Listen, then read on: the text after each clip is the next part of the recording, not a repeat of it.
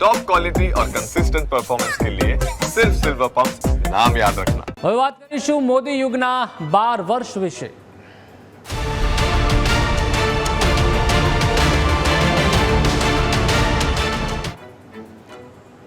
તો દેશના રાજકારણમાં 26 મે 2014નો એ દિવસ હતો। આ દિવસે નરેન્દ્ર મોદીએ પ્રથમ વખત પૂર્ણ બહુમત સાથે પ્રધાનમંત્રી તરીકે શપથ લીધા હતા।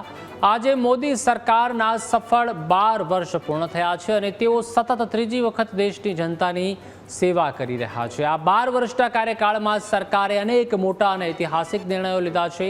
વર્ષ 2016માં નોટબંધી બાદ જીએસટી લાગુ કરી એક દેશ એક ટેક્સની વ્યવસ્થા ઊભી કરી। જમ્મુ કાશ્મીરમાંથી કલમ 370 હટાવી, ટ્રિપલ તલાક વિરુદ્ધ કાયદો અને અયોધ્યામાં ભવ્ય રામ મંદિરનું નિર્માણ જેવા કાર્યો આ સમયગાળામાં કરવામાં આવ્યા છે। ડિજિટલ ઇન્ડિયા અને મેક ઇન ઇન્ડિયા થકી વિકાસનું નવું મોડલ તૈયાર કર્યું છે। તો સામે પક્ષે સર્જિકલ સ્ટ્રાઇક કરી પાકિસ્તાનને પણ જડબાતોડ જવાબ આપ્યો છે। તો કોરોના મહામારીમાં દેશે વિશ્વનું સૌથી મોટું વેક્સિનેશન અભિયાન પણ ચલાવ્યું હતું।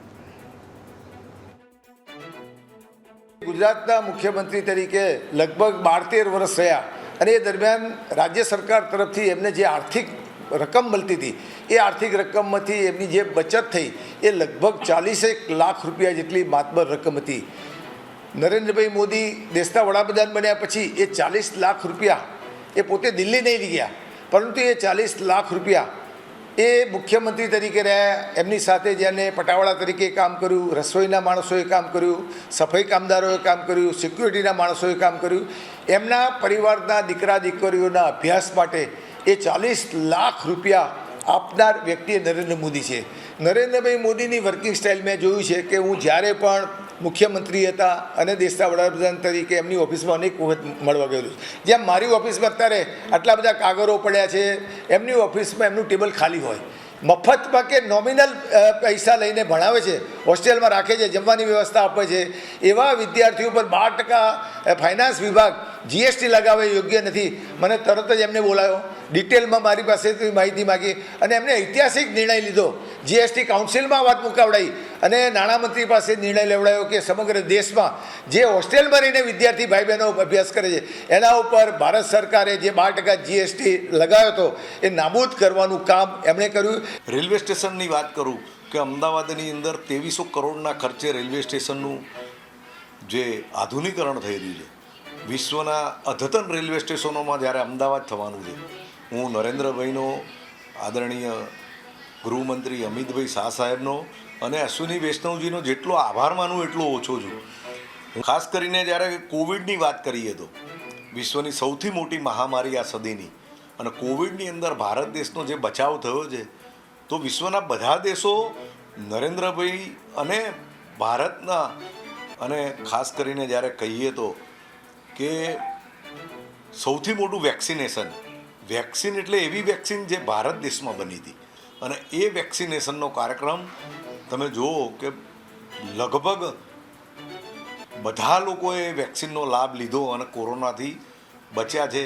તો અને 370ની કલમની વાત કરીએ તો નરેન્દ્રભાઈના કારણે ત્યાં જમ્મુ કાશ્મીરમાં રહેતા અનુસૂચિત જાતિ અને જનજાતિના લોકોને આઝાદીના આટલા વર્ષો પછી અનામત મળી હોય તો ડ્યુ ટુ નરેન્દ્ર મોદી સાહેબના કારણે મળી।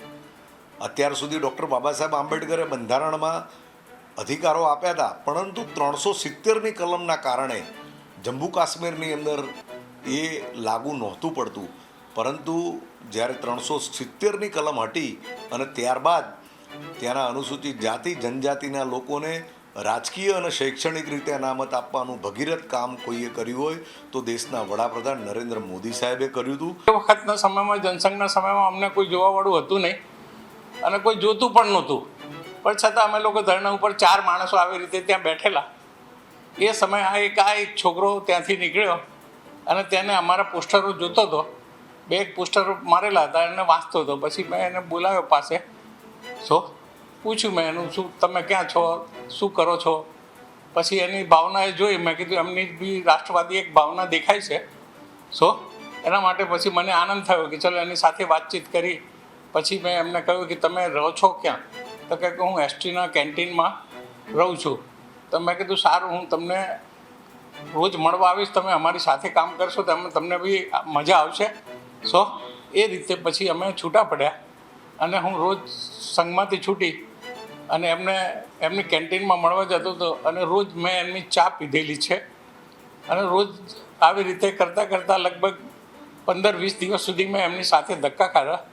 પછી એ વખતે તમે મારી જોડે મારા ઘરે આવ્યા અને એ વખતે મારી જનસંઘના 25 પૈસાની સભની નોંધણીના સભ્ય એમને બનાવ્યા.